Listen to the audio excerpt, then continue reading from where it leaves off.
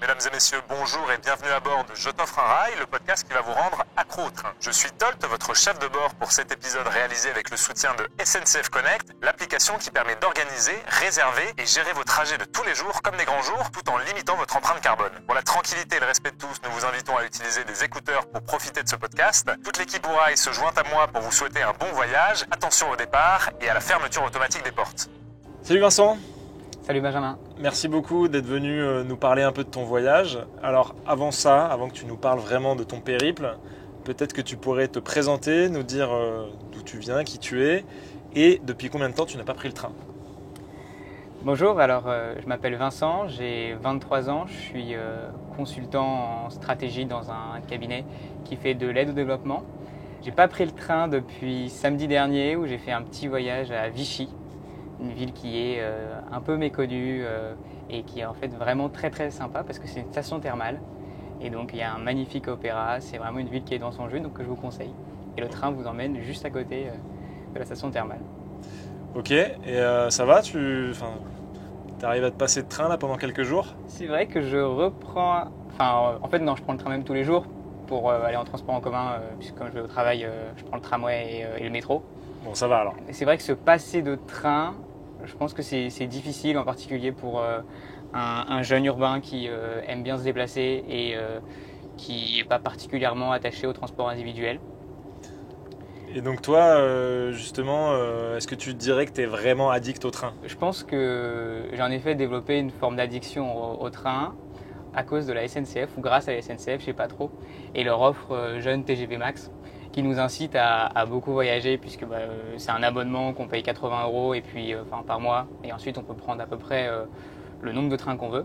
Et donc ça a développé une petite addiction au train, à la fois au TGV et aussi et surtout au train de nuit, à la ligne Paris-Briançon que j'aime beaucoup. Enfin, je trouve que c'est un peu un certain sentiment d'évasion de pouvoir partir de Paris, se laisser bercer par les rails et d'arriver comme ça au lac de Serpenson le matin. Super. Et ça fait à peu près combien de temps que tu es addict au train? En fait, je pense que j'ai toujours développé un peu une passion pour le train. Ça a toujours été quelque chose qui a été un peu fort en moi. J'ai déjà eu l'occasion de travailler comme prestataire pour la SNCF Réseau sur la ligne LGV+, où on s'occupait de gérer la signalisation pour rapprocher les trains entre eux et en faire passer encore plus. Je pense qu'il y a en effet toujours eu cette appétence pour le train. Quand j'étais petit, j'avais un déguisement de conducteur de train qui m'avait cousu ma maman. Donc après, ça s'est un peu plus développé avec le temps et bien sûr depuis quelques années, ça a revêti une saveur toute particulière puisque j'estime que le train c'est le meilleur moyen de transport qu'on a aujourd'hui pour pouvoir limiter notre impact au niveau des émissions de GES. Donc ouais, ça fait déjà un petit moment que tu es accro. Ouais. Et effectivement, la prise en compte des enjeux environnementaux a plutôt renforcé un peu cette addiction. Tout à fait. Alors, est-ce que tu peux nous parler un peu plus de ton voyage? Donc c'était au départ de Paris, c'est ça? Tout à fait. Au départ de Paris jusqu'en Arménie. Ouais. Nous parler des différentes étapes, combien de temps ça a duré, si tu te souviens à peu près du budget, Ouais. voilà, les types de trains que tu as pris, essayer un peu de comprendre plutôt sur tous les aspects pratiques de ce voyage. Donc en effet, je suis parti 6 mois, donc c'était pour un échange universitaire au départ de Paris-Gare de l'Est. On a une nouvelle ligne de train de nuit qui nous emmène directement à Vienne. Et ensuite, de Vienne, c'est assez facile d'aller à Budapest. Nous, on avait fait un petit crochet par Bratislava, puisque c'était aussi un peu l'occasion de découvrir les capitales de l'Europe centrale, que moi je ne connaissais pas du tout. Une fois qu'on est arrivé à Budapest, on a repris un train de nuit direction Bucarest. Là, à Bucarest, j'en ai profité pour tricoter un peu du côté de la Roumanie et notamment pour aller passer quelques jours quelques semaines dans un camp de réfugiés à la frontière, à la tri-frontière de la Moldavie et de l'Ukraine, puisque la guerre avait déjà été déclenchée à ce moment-là. Ensuite, je suis revenu à Bucarest. De Bucarest, j'ai pris un train de nuit encore, mais bon, qui dure 20 heures, pour aller à Istanbul. Et puis à Istanbul, c'est possible de prendre un TGV qui nous emmène à Ankara. Et d'Ankara, on reprend un train qui dure cette fois-ci 22 heures à peu près, pour aller dans une petite ville qui s'appelle Kars, donc qui est tout à l'est de la Turquie. De là, malheureusement, on est obligé de prendre un bus puisque la frontière avec l'Arménie est bloquée. Donc on a pris un bus pour remonter jusqu'à la Géorgie. Et de la Géorgie, donc de Tbilissi, donc la capitale de la Géorgie, on a pu prendre là aussi un train de nuit, donc c'est une petite nuit, pour aller à Erevan. Et alors pourquoi cette envie d'aller en Arménie ? L'Arménie, c'est un peuple qui est, que moi je connaissais pas tellement, mais on en entend quand même beaucoup parler puisque la France et l'Arménie, on a des relations qui sont toutes particulières. Donc il y avait à la fois un peu ce sentiment d'aller chez un peuple qui m'était pas non plus complètement étranger. Et je pense que le fait que ce soit pas un peuple qui soit complètement étranger, c'est que c'est lié à leur histoire, à leur religion, à aussi le fait que c'est un immense peuple de bâtisseurs. Ils ont beaucoup d'églises. Nous en France, on a plutôt bâti des cathédrales, mais l'idée est un peu la même. Donc en fait, on a pas mal de similitudes avec ce peuple. Et je pense que bien sûr, l'oppression qu'il y a eu au cours en 1916, mais aussi avant lors du génocide arménien, rend aussi ce peuple d'une certaine manière un peu attachant. Et c'est quelque chose qui est très frappant quand on se rend en Arménie et à Erevan. C'est à la fois la reconnaissance que les Arméniens ont pour les Français. Quand on va par exemple au mémorial du génocide arménien, on a des petits sapins qui ont été plantés par à peu près tous les présidents français qui s'y sont rendus. Donc à la fois cette reconnaissance qu'ils ont pour les Français et aussi un peu cette envie qu'ils ont de nous montrer ce qu'ils ont de meilleur et notamment le sens de la famille et des amis qui est vraiment très très développé, beaucoup plus sans doute qu'en France encore. Donc il n'y avait pas de lien, on va dire, particulier avec l'Arménie. C'est pas parce que tu as des origines arméniennes ou je sais pas quoi. Et alors, est-ce que tu peux nous en dire un peu plus sur le budget justement de tout ce voyage ? Est-ce que tu aurais un ordre de prix ? Parce que j'ai bien compris que c'était pas tout d'un coup et que du coup c'est peut-être compliqué de mettre un prix là-dessus, mais est-ce que tu saurais dire à peu près combien ça coûterait à quelqu'un qui voudrait le faire sur quelques jours ? J'avais fait le calcul, il me semble que pour l'aller c'était à peu près 300 € ou 300, ouais, à peu près 300 €. Très raisonnable. Ouais, donc j'avais pris les billets en amont, mais un poil plus cher que l'avion. Enfin, la contrainte c'est plus le temps qu'il faut. Puisqu'on a du coup au minimum 4 nuits et 5 jours. Donc voilà, il faut prévoir un peu large. Après, je pense que le fait de prendre le train, ça nous invite à revoir un peu la manière dont on conçoit le voyage, et en particulier la destination, de ne pas voir la destination comme une fin en soi, mais plus comme d'intégrer le véhicule comme déjà un moyen d'évasion. Et en fait, c'est je pense que ce qu'on recherche en voyageant, c'est la capacité de s'évader. En ce sens, le train est, je trouve, particulièrement propice, au sens où l'évasion qui est permise par le train est à mon sens beaucoup plus belle que celle qui est permise par l'avion, par exemple, puisque c'est un peu de ça dont on parle dans la comparaison. Ce que je veux dire par là, c'est que moi, enfant, et je pense qu'il y a peu d'enfants qui ont des souvenirs absolument indélébiles de voyage en avion, alors que des enfants qui ont des voyages indélébiles de train de nuit qu'ils ont pris, du bruit du train quand il s'en va, ou même de la petite sonnerie dans l'aérogare, c'est des choses qui me marquent beaucoup plus. Et donc, je pense qu'il faut, quand on prend le train, il faut aussi intégrer un peu revenir à cette âme d'enfant qu'on avait, et du coup se dire que le train est déjà en soi une évasion. Donc un voyage. Et c'est vrai que maintenant que tu en parles, finalement, prendre le train, parfois, ça permet de s'évader encore plus vite qu'en avion. Parce qu'en fait, l'avion, même si c'est un vol de 2-3 heures, le temps d'y aller, etc., tu commences pas vraiment les vacances avant 3-4 heures, si on prend tout ça. Alors que le train, les vacances, elles commencent dès le moment où tu quittes la gare. Donc ça, c'est vrai que c'est assez intéressant, cette notion d'évasion qui vient presque plus rapidement, alors que c'est pas forcément... un mode de transport qui est vu comme rapide, mais pourtant, dans ce qu'on recherche, il est plutôt plus efficace. C'est sûr, ouais. Et alors justement, quelle est la partie que tu as préférée un peu sur ce trajet ? Est-ce que c'est le Paris-Vienne ? Est-ce que c'est le Budapest-Bucarest qui est particulièrement long ? La partie que j'ai préférée sur ce voyage, c'est Ankara-Kars, puisque en fait, Kars, c'est pas très loin de l'Iran, donc c'était au moment où, en Iran, il commence à y avoir beaucoup de manifestations. Et donc, il y avait beaucoup d'Iraniens qui habitaient en Turquie, qui essayaient de retourner dans leur pays d'origine, même si la frontière est fermée. Je ne sais pas trop comment ils se débrouillaient. La frontière est fermée entre la Turquie et l'Iran ? Oui, il me semble, ouais. Ah, c'est récent alors. Je ne suis pas sûr de ça, mais... Alors, à moins que ce soit lié aux manifestations, pour moi, elle n'est pas fermée parce que justement, en 2020, j'avais regardé tout l'itinéraire pour aller Ouais. en Iran en train. Et Ok. justement, il fallait passer par la frontière Ouais, turco-iranienne. ok. En revanche, elle est fermée effectivement entre l'Arménie et la Turquie. Ouais, t'as raison, tu dois avoir 2 ou 3 points frontières en effet. Mais donc il y avait ces Iraniens qui cherchaient plus ou moins à rentrer chez eux, et donc c'était assez frappant en tout cas de voir ces familles d'Iraniens qui partaient et enfin, pour rentrer un peu dans leur pays et suivre d'un peu plus près ce qui se passait, et sûrement aussi être auprès des leurs dans ce moment qui devait être un peu compliqué. Et qu'il est toujours, hein. Qu'il Je est tiens à le toujours. rappeler, Ouais. pour le coup, les médias français en parlent plus beaucoup, mais le régime iranien continue à faire preuve d'une grande violence envers son peuple. Et voilà, je pense que c'est important qu'on ne l'oublie pas, parce que bah, ça reste des humains. Et donc, toute la partie avant, Ouais. justement cette partie en Turquie, qu'est-ce Ouais. que tu en as pensé? Justement, je sais pas, le Paris-Vienne, j'imagine que c'était la première fois que tu le prenais. Ouais, le Paris-Vienne, c'était à vrai dire la première fois que je le prenais, mais la deuxième fois que je le réservais. J'avais déjà essayé de le prendre une première fois, j'avais convaincu ma mère, parce qu'on partait faire une semaine à Vienne, donc j'avais convaincu ma mère d'y aller en train de nuit. Manque de chance, j'ai pas pu le prendre pour des réunions qui se sont intercalées au mauvais moment. Et donc voilà, j'étais ravi de pouvoir le prendre cette fois-ci. Il passe par l'Allemagne, le Paris-Vienne. Et donc bah, c'est un train en fait de jeunes, hein, le Paris-Vienne. Franchement, enfin, il y a que des jeunes quasiment dedans. Nous en plus, on avait fait le choix de voyager un peu de manière baroud, donc on était dans des sièges qui étaient semi-inclinables. Ah oui, Et- c'était pas les couchettes.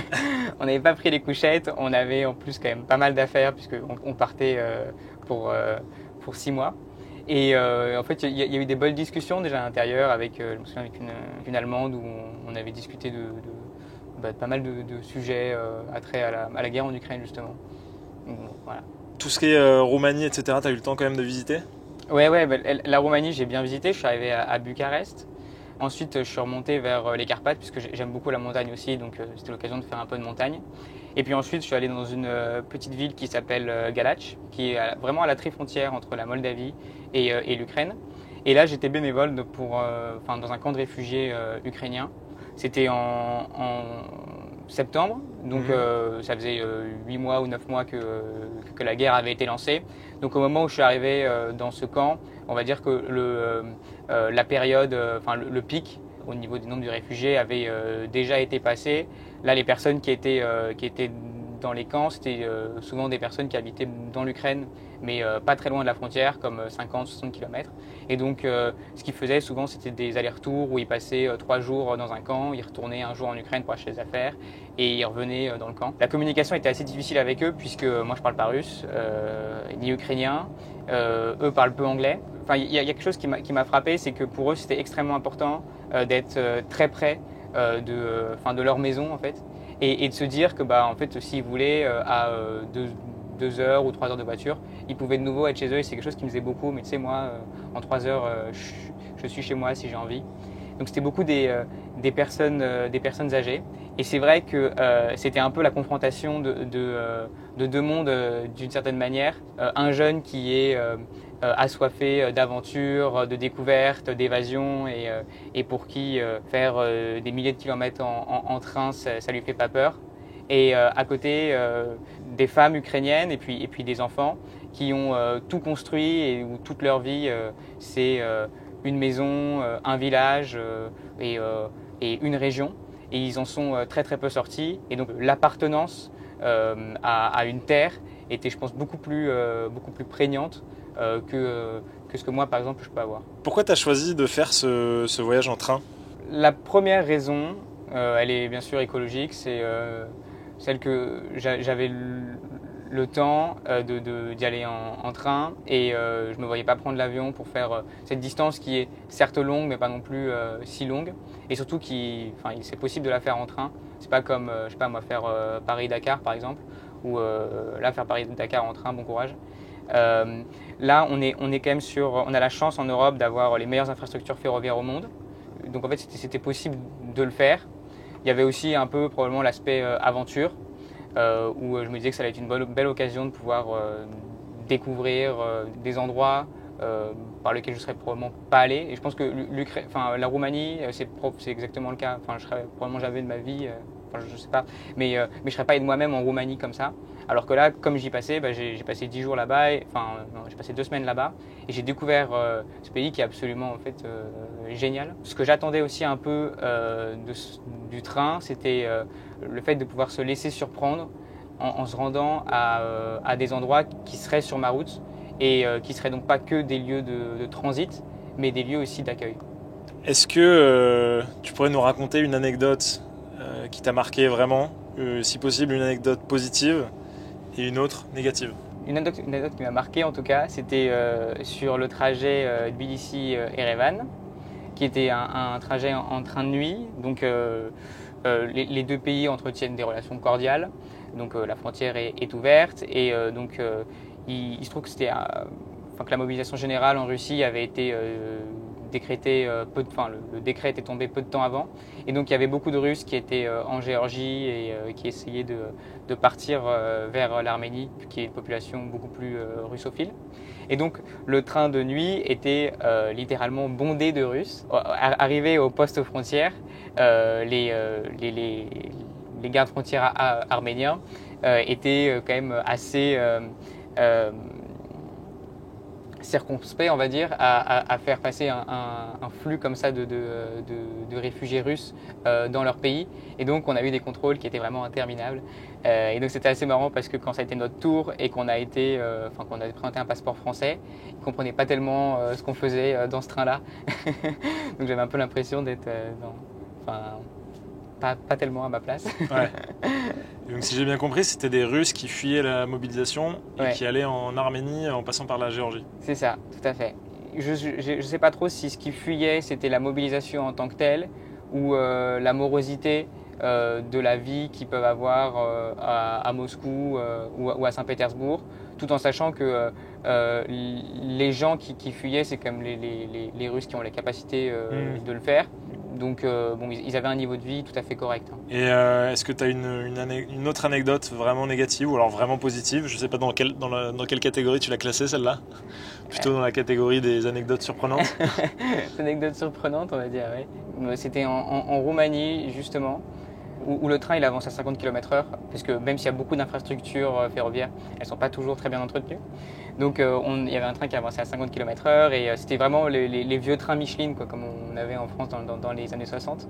Et donc le conducteur il m'a autorisé à conduire le train, à rentrer dans la petite cabine. Donc c'était un tout petit train, il y avait peut-être 2 wagons.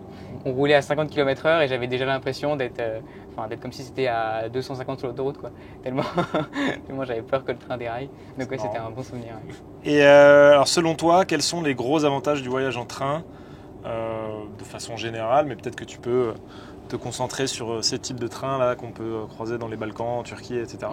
Le grand avantage du train, pour moi, c'est de se laisser le temps à son corps de comprendre qu'on voyage.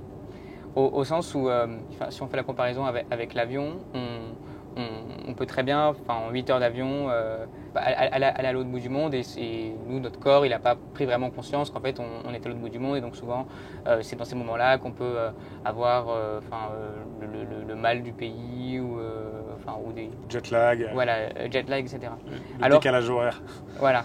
Alors que le train, finalement, on se laisse le temps. Et ça, je trouve ça assez beau. Et au-delà de se laisser le temps, c'est toujours quand même un espace de rencontre. Et cet espace de rencontre, il commence dès la gare, où c'est toujours un peu bouillonnant.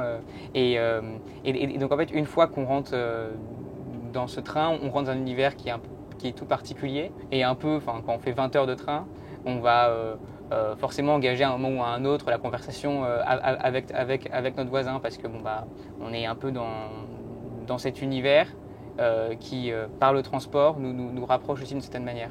Est-ce que tu as d'autres voyages bas carbone prévus dans les mois ou dans les semaines à venir? Oui, je vais à Lisbonne, là en août. J'y vais en bus. Et donc, tu prends le train jusqu'à Hendaye et ensuite bus? Je prends le train jusqu'à Clermont-Ferrand. Et de Clermont-Ferrand, je prends le bus direction Lisbonne. Ça fait une sacrée trotte. Donc ça va faire une sacrée trotte, ouais. Ok, parce qu'effectivement, avant, il y avait un train de nuit Hendaye-Lisbonne qui a été abandonné au moment du Covid. Donc si quelqu'un de la Renfe ou de je ne sais quelle compagnie nous écoute, je vous en conjure, relancez cette ligne, on en a besoin. Mais ok, sympa. Et donc tu fais ça en août? Je fais ça en août, ouais. J'ai pas beaucoup de vacances là, donc je fais ça qu'une seule semaine. À vrai dire, c'est pour un grand rassemblement de jeunes à Lisbonne, ça s'appelle les JMJ. Ah oui, Donc on sera normalement 3 millions Mm. à Lisbonne. Et donc c'est des gens de toute l'Europe qui viennent. La décision a été prise par, je pense, quasiment la totalité des paroisses de faire ce voyage en bas carbone, donc Ah ouais étant en bus. Ouais. Ah, donc l'Église se bouge sur ces sujets-là. En fait, l'Église se bouge sur ces sujets, d'autant plus qu'il y a quelques années, il y a eu une encyclique du pape qui s'appelle Laudato Si.